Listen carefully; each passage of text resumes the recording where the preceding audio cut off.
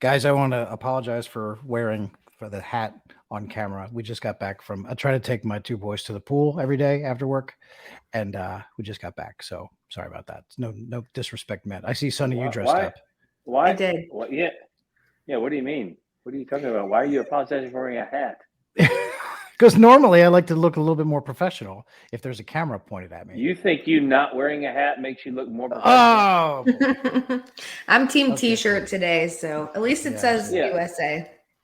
That's true. But I mean, look, we're all just kind of here at a podcast. It's nice. Don't worry about it. All right. Well, thank you. There's a lot to talk about. I appreciate the absolution there, Hogan. And there's a lot to talk about because this is the Line Drive podcast.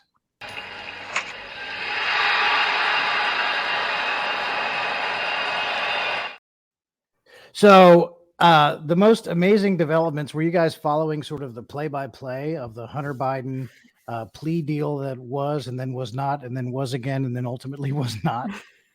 Hogan, were you following what's going on there? Well, I was working, so I had a pretty busy day. We had some folks in the office I needed to tend to, so I was kind of popping in and out, and I knew that it had gone on like over an hour, and I thought, well, I guess it's still going on. And I'd done a live shot here in the apartment from this very chair and this very setup. And then I walked into the office, and by the time I got to the office, they're like, "Hey, did you see what happened?" I was like, "Yeah, it's like taking a long time." They're like, "No, it's done." I was like, "What do you mean it's done?" And then they started telling me, and I started kind of trying to catch up to it, and I was blown away. Now, I still don't think anything happens. If I had to bet on it, I still think it becomes a rubber stamp of some kind, but it doesn't look good right now by any stretch. No, it doesn't. And I'll tell you what doesn't look good. Just as I mean, the judge, God bless her, the judge sniffed it out and realized that there was something screwy going on with this plea deal. Is that what they tried to do is they more or less tried to smuggle in the plea deal this blanket immunity for all crimes in perpetuity. Yeah. And the judge said, "What's this all about?" And that's when, and then the DOJ had to say, "Oh, no, there's still an open investigation," because they needed to get that on the record. They're not going to stand in front of a judge and tell fibs, right? And that's when it all blew up. Here's my question though about that. So, if there's an ongoing investigation, which, if I'm not mistaken, some of the folks said to Congress, right? Because they didn't want to have to answer questions. It was like, "Hey, there's an ongoing investigation. We can't really." I don't know if it was Congress, whatever. But anyway, the point was we can't talk about it right now because there's an ongoing investigation.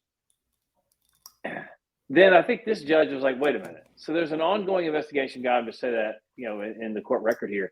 If it's an ongoing investigation, then how can we cop a plea deal to an investigation that's ongoing? You know what I mean? It's like that. Yeah. It was a weird. That's how I took it. I may be wrong, but again, I was kind of listening on the periphery. But I was like, that. No wonder she sniffed it out. Right. Yeah. You have to assume that any future charges would be unrelated to the things that he's pleading guilty to. Right. Because assuming that there is an ongoing investigation, and they can't know that. They can't know where that investigation is going to lead. So how can you plead to anything if things are still open? Yeah, I see your point. Sonny, what were you thinking?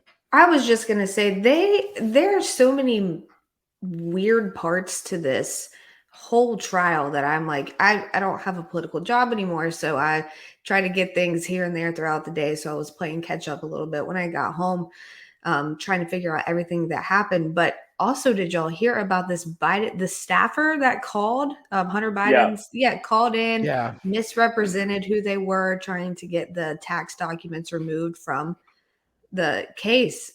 And then now they're saying, oh, actually, no, that was just one big giant misunderstanding.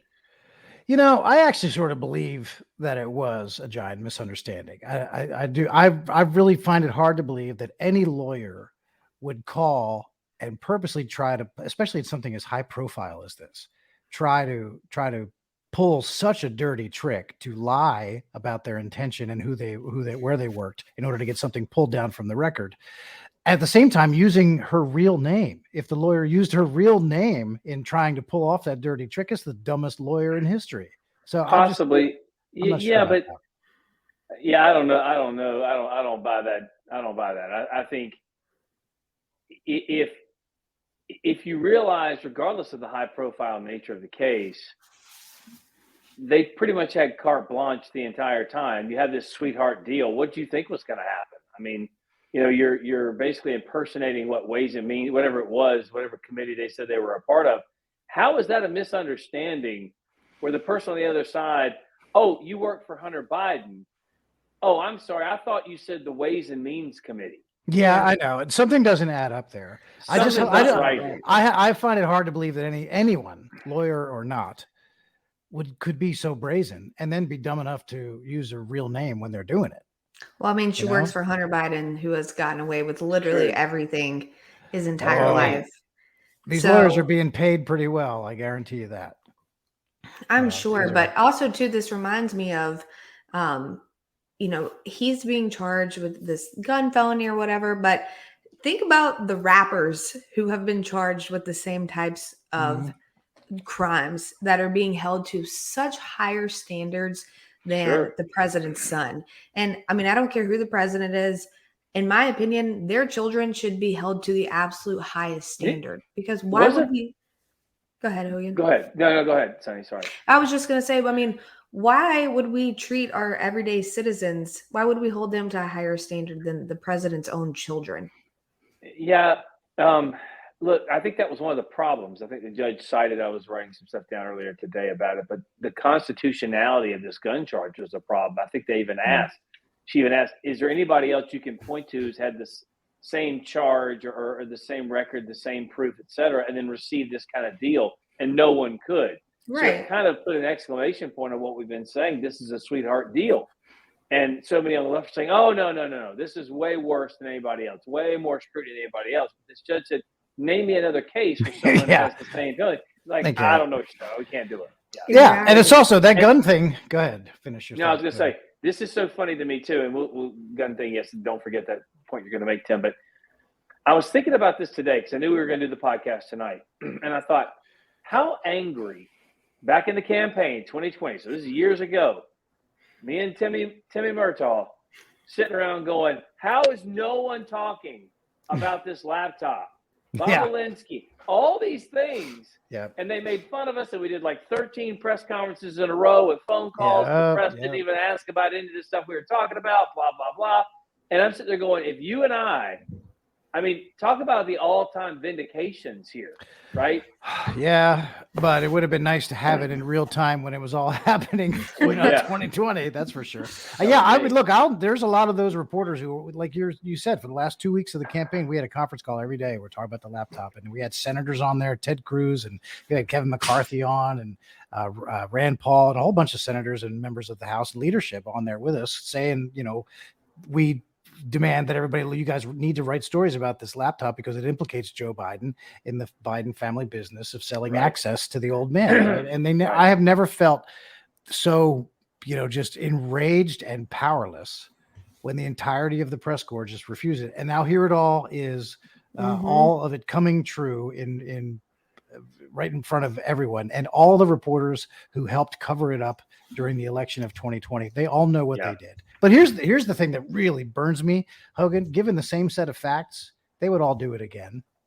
They would do it. They would do it again. Sure, they're doing it right now. They're not even covering this. Like, of course. What do you mean they do it again? We're watching them do it. Yeah. I was talking to someone high up in one of the campaigns. I won't go too much into it, but this person was telling me their in-laws kind of got wrapped up in an MSNBC, CNN tornado. Yeah. They had no idea about any WhatsApp message from Hunter Biden, didn't know the term, the big guy, didn't understand that the Biden family received like $17 million, 21 different shell companies, FARA violations, et cetera, et cetera. And I'm like, that's that bias we talk about all the time. It's not just what they decide to cover, it's how they decide to cover it. Or what they don't cover. That's what I was saying, what they cover. Yeah. They don't cover the Joe Biden stuff. They don't cover the Hunter Biden stuff. They haven't got to the how they cover it. And when they even do mention it, it's like it's all been debunked. I mean, their favorite word, right? Like, we've already done this. No, it's never been even addressed. Right. 5 years it's taken to get to this point. And the right and the left have the same talking point here, which is 5 years and this is all we got. Yeah. The left, of course, saying it's all we got because there's nothing here. You guys did all this work, spent all this money down here. The right is saying, wait a minute, 5 years, all this evidence, and you didn't charge anything more than this. It's a big problem. Say what you want about that congressman from New York. I don't know his name, the weird one who lies about everything. Santos. George Santos. Yeah. They investigated and arrested and indicted that guy in 6 months. Yeah, it's fast. This is 5 years. Yeah. And they had all this evidence, knew it was true, and we're just now talking about it, and even still the media won't cop to it. My favorite thing is how they're the obvious connection to Joe Biden is in plain sight, and the media just dismisses it. Like they won't even write about it. Like even the most basic stuff. You remember we tried to run TV ads in 2020 with the video of Joe Biden on stage bragging about getting the prosecutor fired in Ukraine, right? So hey, what do you know? I said you're not going to get the $1 billion in foreign aid unless you fire that guy, and what do you know? He got fired. He's bragging about it, right? And so the facts of it were known then and are known now, that Hunter Biden was being paid $83,000 per month by Burisma, the Ukrainian energy company. This prosecutor was looking into Burisma at the time that Joe Biden was trying to get that prosecutor fired. It all lined up. Joe Biden's actions were perfectly in line with the wishes of the company that was paying Biden's son $83,000 a month. And the media looked at that and said, well, there's no proof that any of that is connected. What? I mean, you just look at did you even consider beyond? They're like, well, we don't want to find it, is basically the view. But it's, I mean, it's the way they just dismiss it of like, well, that's been debunked. How and by who? What are you talking about? Well, have you seen Karine Jean-Pierre? She was actually asked about it a few times, and their whole language has just changed recently. From he had never spoke to his son about any foreign business deals to now there was no involvement, which also is a lie because I mean, he was never in business with him. The bribes, the phone calls, whatever else it may be. But I've seen Fox pick it up. I'm sure Newsmax say like, oh, they're changing their language. But who else is following up on that? Nobody. They're just letting it all go. Yeah. No. And again, the bigger question has to do with Joe. And they're not asking that question. That's the thing. They love to be able to dismiss it as like, oh, they're just they're worried about Hunter's porn on his laptop and all that stuff. No. It's the connection to the president of the United States. Right. I could care less about Hunter's stupid nudie pictures. I mean, who cares? The obvious connection. And then Karine, go ahead, Sonny. What? I was gonna say, how do you think that our enemies overseas are viewing us right now? Because to me, it's so blatantly obvious that we have a corrupt president who is, being used every which way, and the people aren't holding him accountable for it. To me, this just makes our country look weak. Can you hear me? There you go. I thought my mic. Hello.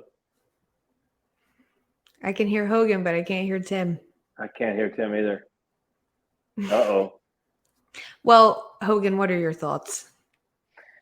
Yeah, look, this has just been a long ongoing issue, I should say, that the media refuses to cover. And what's so interesting to me is, so the weaponization piece is a big problem, as we now see, of the government going after someone if they like the wrong tweet or download the wrong podcast or attend the wrong speech. But it's not even, well, I guess it's in addition to, it's who they prosecute, but it's also who they protect. And now we have government apparatus that decided, hey, I got an idea. Let's protect those elites on the right and the left, the people that we agree with, whatever their overall philosophy is or undergirding philosophies are. We're going to protect a certain subset and we're going to go after everybody else. And they've clearly decided to protect the Bidens here. And I think as more and more of this comes out, you're going to see a bigger connection between Joe Biden and Hunter Biden. And I cannot wait to hear the audio recordings that the Ukrainians say they have with Joe Biden on the phone. I cannot wait to hear Devin Archer's testimony next week in which he's expected to say, hey, yo, this is the guy, Joe Biden, We know what he's been doing. He was part of this. And again, that's Tony Bobolinsky. I mean, he said it too. Yep. So now we've got multiple people coming forward saying we worked with Hunter and Joe was part of it. I just don't know at what point the media should stop. Well, they already should. I don't know at what point they're going to stop ignoring the obvious truth. Yeah. Can you guys hear me now? Yes. Yep. You're back. Okay. Thank you. Yeah. And what really frosts me is Karine Jean-Pierre's reaction to it, where she says, every time she says that Hunter Biden is a private citizen, and she's just not going to address that. Now, hold on a second. First of all, how many private citizens do you know who walk out of the federal courthouse having pleaded not guilty to all these all these charges, and get into a Secret Service vehicle and get whisked away? That's with not like 8 cars. Yeah. I've never, with full motorcade. I've never seen too many private citizens do that. And then at the same time, listen, this is obvious on its face, but this is not about a private citizen. Think about it this way. There is a zero chance that the Attorney General himself, Merrick Garland, did not either directly or tacitly sign off on this deal, because it's a plea agreement involving the son of the President of the United States. You better believe that the U.S. Attorney General, who oversees the people who made the deal, you better believe that he was aware of what was in it.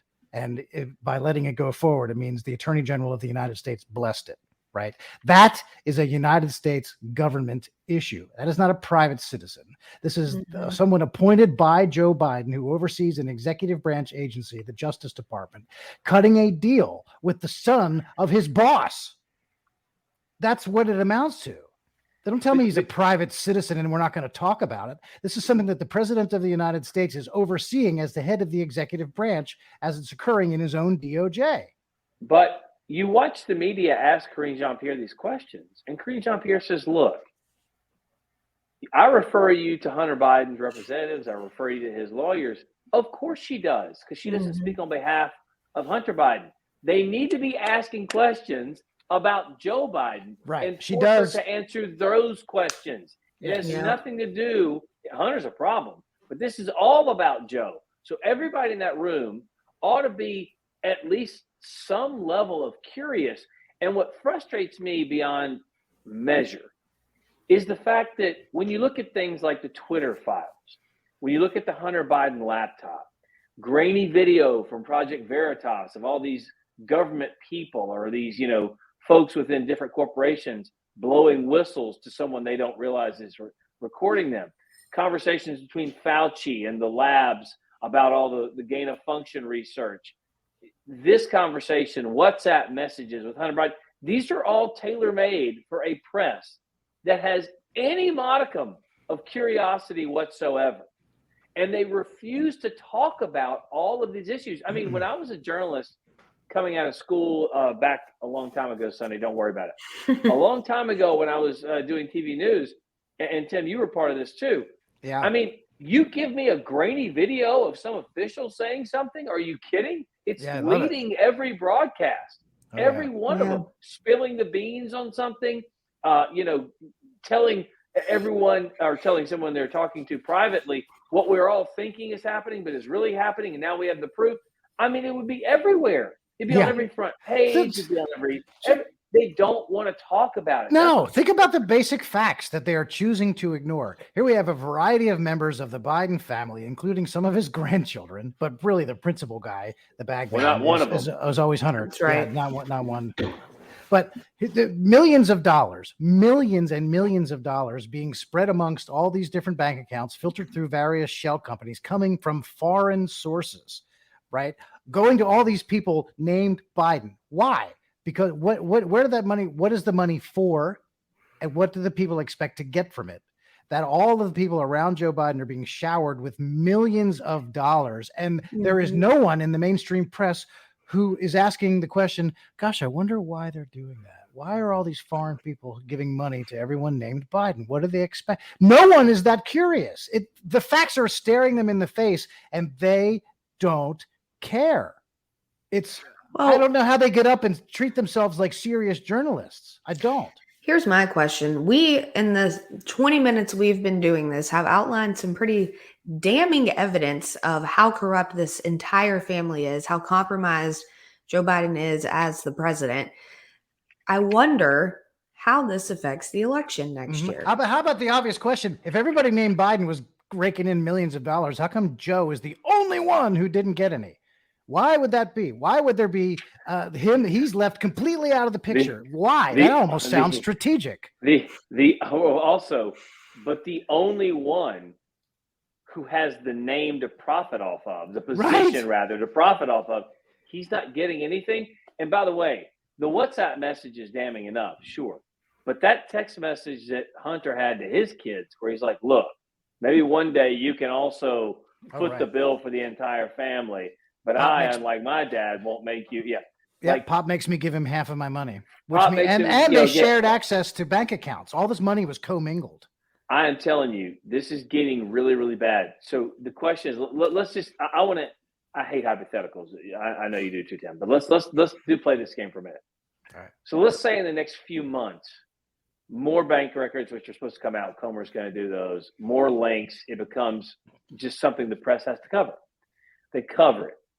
So now you have a guy who, in Donald Trump, who had some documents at Mar-a-Lago, which he's, of course, can keep. And then you have a guy like Joe Biden now being really looked at, maybe even under his own indictments for these other things. Is that when they try to give him the hook?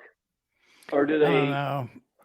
Maybe here's one possible way it could end is if the case builds so much and the DOJ can't look the other way. They jail time has to come into the picture for some of this stuff. If it builds up enough for Hunter specifically, Joe Biden will never let Hunter go to jail, which means that he will pardon him and then not run for the re-election. And then his career, he will pardon Hunter and then his career will be over.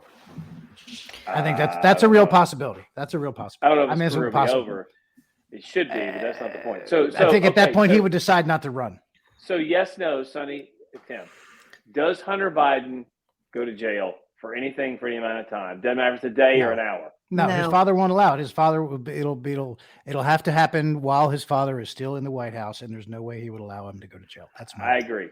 I think I think the system is too corrupt, honestly, for him to go.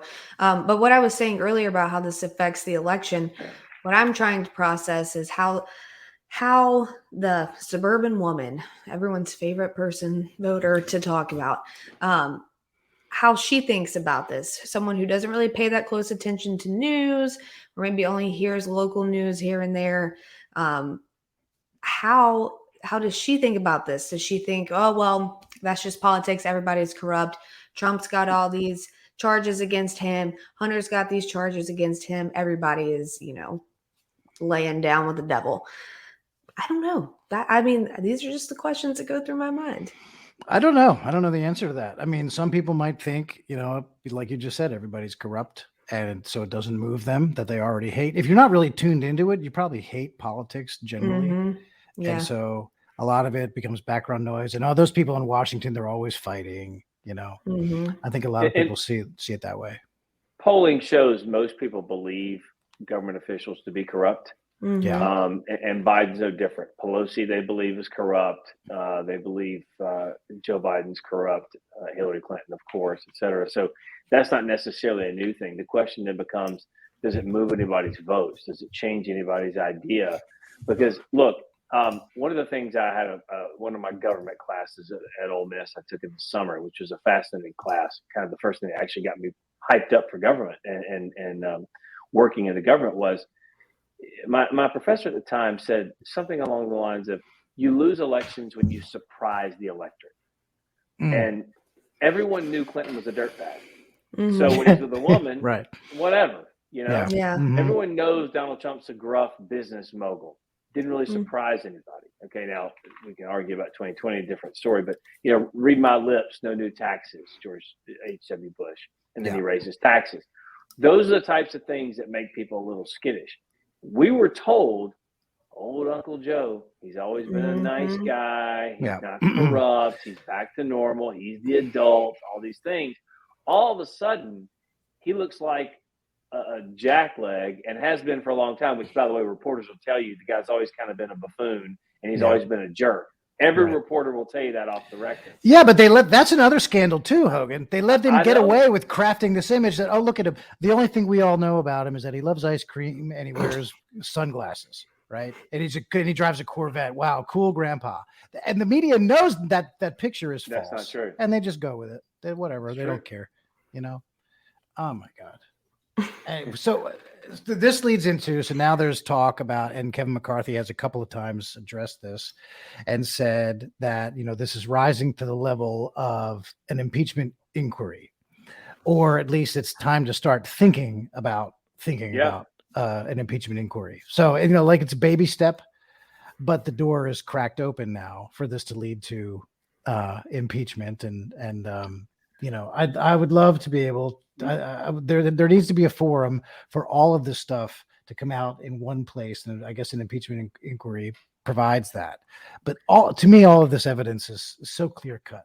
And it's not, yes, it affects the election, but it's less of a political question than it is one of this is selling access to United States government official. And Biden's the plan is basically, I'll talk to your people, just pay the cashier on your way out. And the cashier is Hunter. The beautiful irony of impeaching Donald Trump over a phone call who asked about this very piece of corruption. And now we find out this very piece of corruption is actually accurate and true. Or heading that direction. It's another Trump was right about. It's just so funny here. Again, like you said, I wish it would happen in real time. But if the roles were reversed and these were and this was a Trump presidency or anybody else's president, they would have we'd be 3 weeks, 4 weeks into a 100% already. Yeah. Yep. Because, as I said at the beginning, the media plays offense when it needs to for Democrats. It plays defense for Democrats when it needs to. And so our burden of proof as Republicans, as conservatives, is way higher of a threshold to get on any cable news network, any network news program about this type of issue. So when Comer comes forward with receipts, mind you, bank records, they still don't cover it.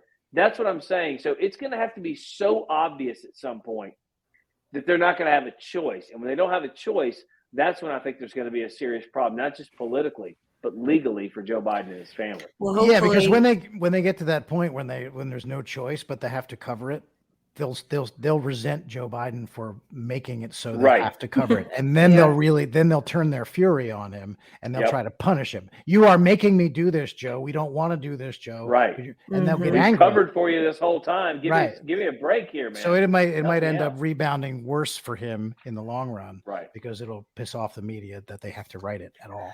I'm sorry, I stepped on you there, Sonny. What? I was just going to say maybe next week with Devin Archer's testimony, we'll have some more coming out. They're already going to discredit him though, Sonny, because remember, he's found guilty or he's in the middle of some $60 million fraud scheme for some Indian tribe or something. They'll smear the messenger for sure. Sure. And if you notice, Democrats have not impugned or refuted a single fact, a single piece of evidence, a single piece of information that's come forward in this. They just say it's been debunked. They say, no, the Republicans are just crazy. Mm-hmm. They don't talk about any of these topics because they know this has been done so well to this point by the right, so well to this point by Republicans. It's very difficult to refute bank transfers or what are they called, suspicious activities reports from banks. It's very difficult to refute that. So they're just going to say Republicans are nuts. Yeah, or they'll attack Trump. I love to see this stuff on Twitter and in Congress. And I mean, sometimes it's hard to tell if the members of Congress are actually just random nutcases on Twitter or are they actually members of Congress. It's not a distinction usually most of the time for some of them. But I think Democrats need to be reminded that simply attacking Donald Trump is not exactly a defense of Joe Biden. Yeah. If you attack Donald Trump, you haven't addressed a single thing that Joe Biden is accused of. That's a clear deflection. And that's a strategy. It's a refusal to address what they know is not addressable. Yeah. You know? So, well, Tim, good. Speaking of Twitter, you've been making some waves on Twitter, have you not? Oh yeah, can you pull this up? I want to talk about this. All right. So, as we heard the other day, one day this week. Okay, that's pretty small, but I'll explain. Yeah, that's all right. I'll explain what it says.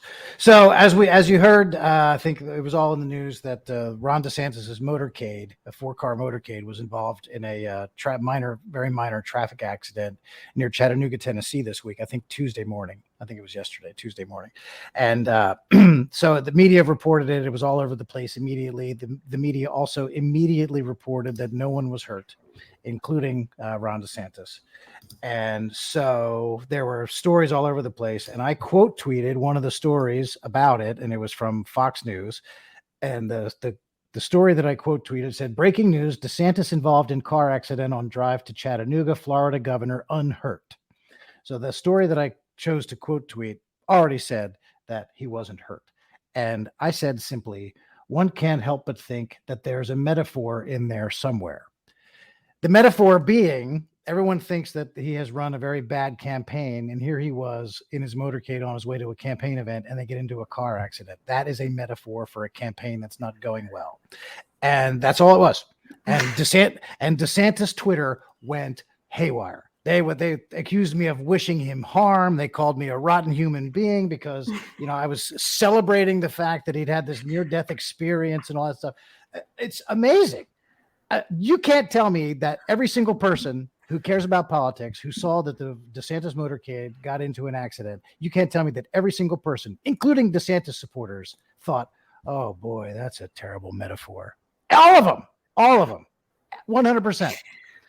And they act like, acting like, you know what, Hogan, they're acting like punters. A punter is a football player who, if the defensive player gets within 5 yards of him, the punter falls down like he's been murdered, trying to draw a penalty. That's what they're all doing. And it's just, come on, man, grow up. This is the game. This is the game on Twitter that you have to act like everything is a mortal offense, but come on. Oh, yes. Just like, I'm sorry to change the subject, but just like how people, and if y'all have done this and I haven't noticed, I'm sorry, how people are freaking out about the Barbie movie. Who cares? Who cares about Barbie? Honest to God. Do you? Sorry, Hogan, have you been tweeting about Barbie? Well, look, I was one of those people that went at midnight on opening night to Barbie. No, I'm kidding. I've not seen that movie. I have seen some commentary on the movie. Watched some people just say it's kind of garbage. It's a woke, wish list, etc. I've seen other people say no one cares. It's a goofy movie and laugh about it, whatever. Yeah. This kind of goes back to the underlying premise. I think so many on the right and conservatives had said for a long time, just don't watch it if you don't want to watch it. I just don't care. If you're offended, turn it off. If you don't like Tim's tweet, fine. Just who doesn't like whatever. my tweets? Tim, people. I'm just kidding. I just that one person about it. He called you a sick and vile human being. Yeah, because I pointed out that the guy who's running a bad campaign gets into a car accident, and that might be a metaphor for the campaign. That makes me sick. That makes me sick. Yes. I mean, come on. It's so bad. There's just no look. Again, had the guy been hurt, that's one thing. Had the guy been hurt, right? I wouldn't have said anything. But everyone was reporting right away that everyone was unhurt. So how bad of a wreck was it? Let me describe it to you. It's actually kind of like, how did this even happen? It's a 4-car motorcade. He's on I-75, I think, headed to an event near Chattanooga, right? And so traffic on the interstate slowed down, and the lead car in the motorcade had to hit the brakes abruptly, which caused the other 3 cars in the motorcade to go bang, bang, bang, bang right into each other. So the entire DeSantis motorcade, all 4 cars of it, got involved in the accident. No other vehicle at all was involved in the accident. You got into a 4-car accident, and it was just your motorcade. That's it. How do you even pull that off? How did that? This metaphor, I can see your mind, right? I know kind of the way you think, Tim. I can just see the wheels going. Okay. They weren't even late to the event. They weren't even. No, they got to their event on time. They That's how didn't even have mine. to call the cops. No, they did call the cops, but so the cops came and checked it out. They're like, They just traded insurance cards with each other. Each with each other. Yeah, and this is the thing. Oh, but what is it like? I'm not allowed to say, "Wow, that's a metaphor for the campaign to this point." No, you're such a horrible person. How can you wish death on the guy? What? It's because people on Twitter, what kind of like what you just said, everything is the end of the world. Like Yeah. people Are on you Twitter telling me just- that Twitter is not real life? Is that what you're I saying? am. Twitter is What not is it? real life. What is it like? 80% of the traffic on Twitter is done by 20% of the users. Wait, I've heard people, a stat like that. Yeah. Yeah. something we like got to that. stop calling it by its dead name. It's X now. Oh, dead name. You're not a dead name. Yeah, wait. You can't dead name anybody either. So you're right, Right. Sonny. But hold on. I saw the symbol, but now it's Yeah. just supposed to be called X. I have no idea. I could be completely Oh, wrong. okay. Yeah, X is the parent company, right? So- isn't that right? And he wants to call this product X. X is like his vision for the complete merging of online life, including finance, right? That's his ultimate vision, I think. Okay. I I don't. don't know about all that. Does he also do like virtual reality? Is he going to do that? No, I don't know. I don't know if he does that. Well, I don't know. I mean, I still type in Twitter. I don't type in x.com. Yeah, I mean, he's just, I don't know, rebranding it. I guess it I don't seems mind it. strange. I don't care. I don't care what it's called. It still functions same. Yeah. I don't. As you see the people online, all the usually liberals saying, "Oh my gosh, this place is a hellscape." Ever since he took over, I mean, honestly, my experience is not a whole lot different than it always was. Yeah. Tim, did you see your response to that guy when you said, "I'm sorry, this is happening to you"? Oh, Oliver Darcy. Yeah, and then Brian Tell me what Stelter Oliver Darcy responded. said. Please tell me what Oliver Darcy said. Oh, Oliver Darcy had this rant about how Twitter has gone to hell and it's a terrible place now, and Yeah. blah blah blah. And it really sounded like he was On taking Twitter. Yeah, Yes. on Twitter. Yes. Yeah. The rant on Twitter. Okay. That's correct. And it actually it sounded like he was taking it personally, like it was really affecting him personally, very seriously. So I just used the same line that you've seen 1,000 times all over Twitter. I just replied to him, "I'm sorry this is happening to you." You know, same thing. You've seen that joke a million Yeah, times. sure. Well, sure. so as Brian Stelter, because he replied, "How many years old is that joke?" And all right, fair enough. It's an old joke. Clearly, I'm the 10 millionth person to use it. Yeah. But Twitter was not kind to Brian Stelter after. So for once, some people were. I saw somebody getting ganged up on who was not me. So that was good. That's another thing. You're not allowed to make jokes, Tim.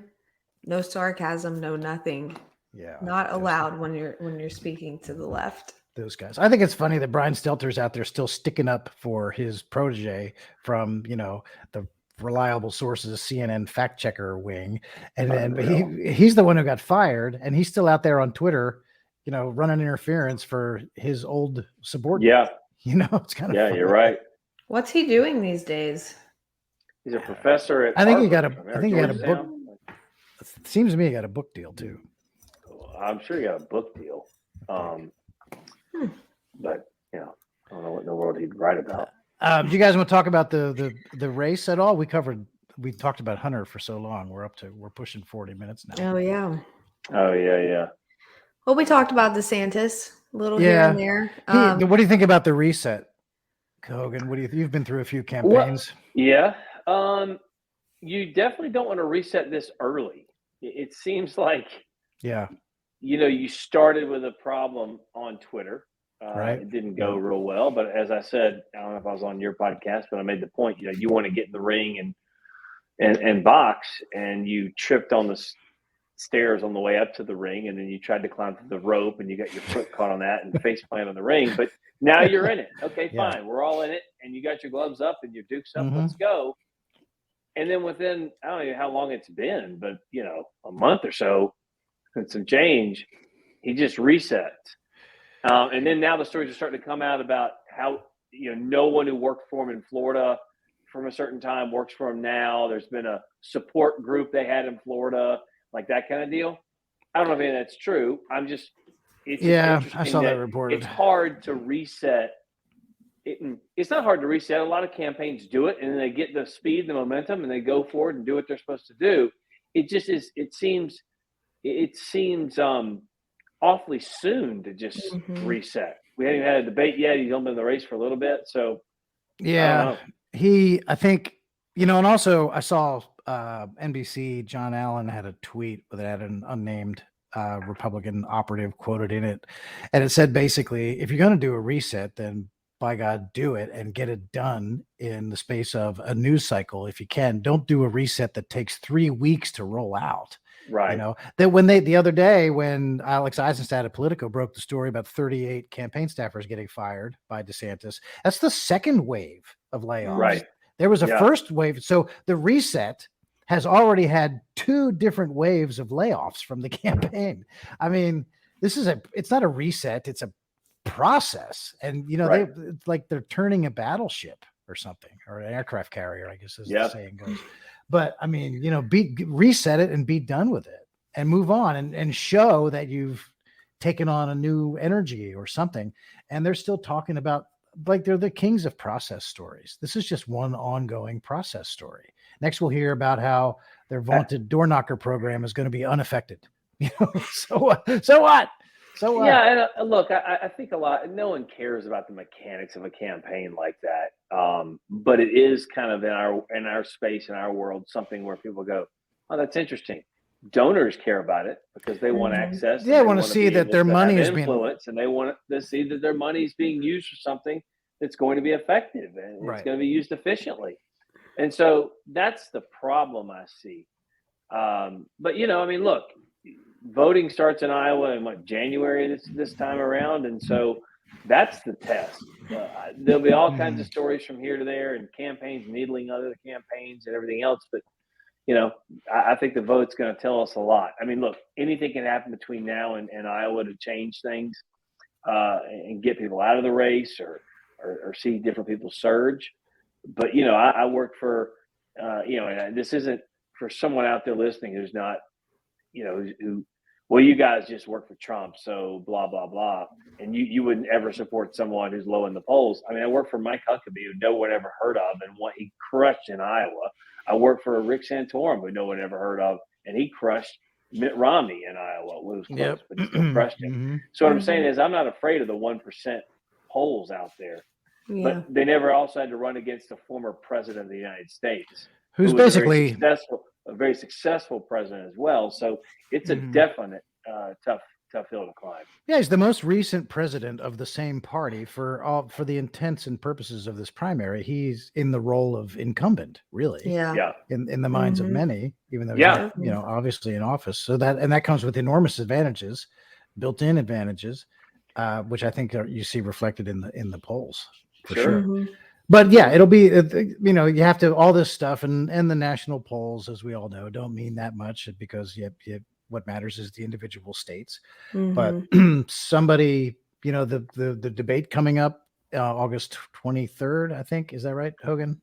I think that's right. That's, I had said before that I thought that DeSantis should not go because then it would just cement the idea that he has returned to the pack. Right. That was my initial thought. But now the way I see things trending, I've changed my mind. I think he's got to go to that debate and he has to just destroy everybody. And he has to make it clear that he's the only guy. And Trump is not going. Yeah, I think that's a no-brainer that he doesn't. I've talked to reporters who tell me that their team basically says to them, quit saying it's unclear whether we're going. Yeah. We're not going. Stop putting in your story. Yeah, and I think that's a no-brainer.